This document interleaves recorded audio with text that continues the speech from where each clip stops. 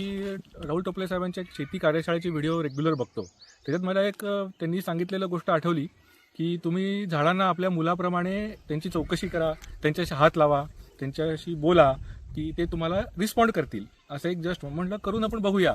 आणि हे भूसुधारक आणि ह्याच्याबरोबर मी जेव्हा जेव्हा मला वेळ मिळायचा इकडे यायचो तेव्हा प्रत्येक झाडाला हात लावून मी बोलायचो, अरे यावर्षी हेल्दी राहायचं आणि मस्त आंबे द्यायचे.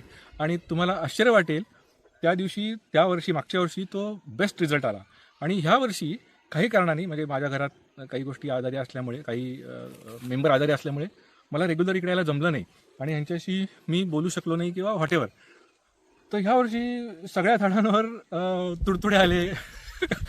म्हणजे फवारण्या करायला लागल्या मला, म्हणजे अनविलिंगली मला केमिकलच्या फवारण्या करायला लागल्या. कारण आम्ही मागच्या वर्षी आंबा इतका अनुभवला होता, तर या वर्षी आम्हाला ते पटेना की नाही आंबा का येत नाही आहे.